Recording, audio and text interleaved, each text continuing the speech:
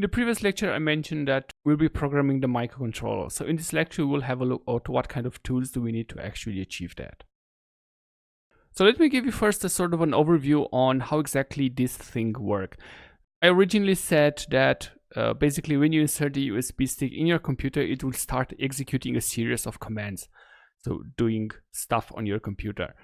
And the original USB rubber ducky uses a scripting language named DuckyScript in order to achieve that. And that language, as you will next see, is very simple and easy to understand because its syntax is specifically designed for this interaction with a computer. What you need to know is that the scripts that will be written are mostly operating system specific. So a script that works on Windows, it's designed to work on Windows and will not be able to work on Mac OS or Linux, for example.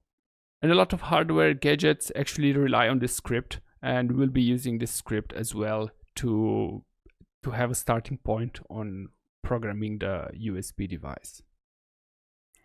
So this is a very simple Ducky script which opens a notepad file and types in the string hello world. So let me quickly explain you how exactly this works so that you can get a better understanding on what a Ducky script actually is.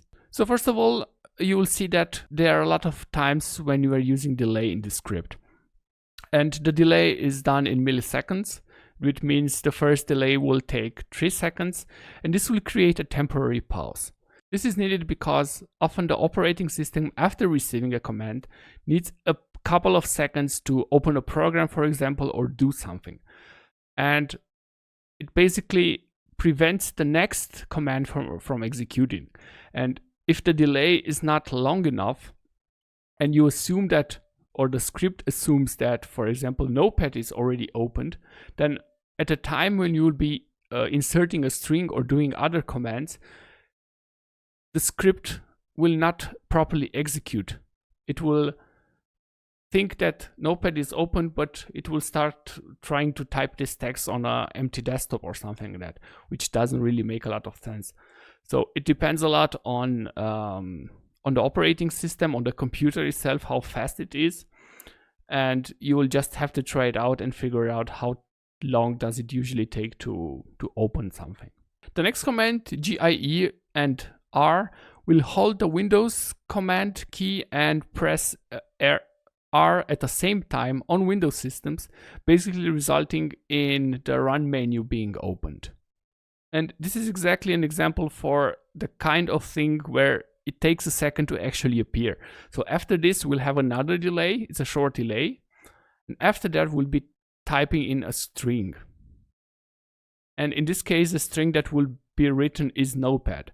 Then we wait another 500 milliseconds and hit the Enter key, which I think doesn't really need a lot of explanation.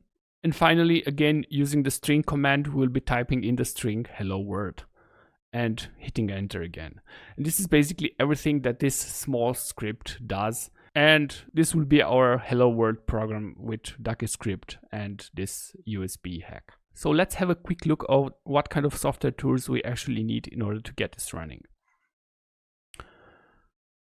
First and most important, we'll need the Arduino IDE, which is a free and open source piece of software which allows us to interact with our hardware, which is compatible with the Arduino platform. So basically, we'll use the Arduino IDE to write a piece of code, to compile that code, and to use it and to write it onto our USB device. And additionally, because we'll be using DuckyScripts as a base for writing this kind of payloads, we'll also need a DuckyScript converter. There's a web-based one which I will show you, and there is another one which you can use by calling the command line and running a Python script. So let's have a look at the procedure from the beginning to the end so that you have an overview on what exactly needs to be done. So first we need to either write ourselves or find an existing DuckyScript that we would like to use.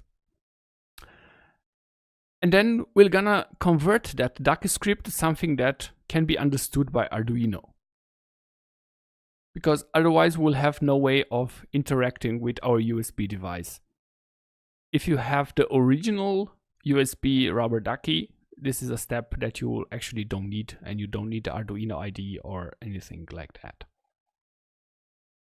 Then we're gonna create an Arduino project, which is called a sketch, and paste the contents of this converted rubber ducky script in this language that Arduino can understand. We're gonna insert the USB device and quickly configure what kind of Arduino compatible device this is and on which port can it be found. Then we're gonna take the sketch, compile it to make sure there are no errors inside it, and then quickly upload it to the USB device.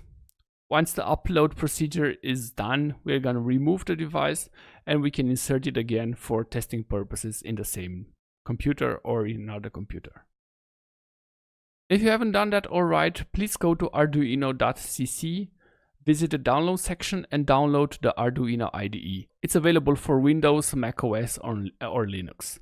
It's quite easy to install and I will not get into it, but in case you have any problems installing it, just give me a note. You will also find as a resource instructions on how to install Python in case you're a Windows user.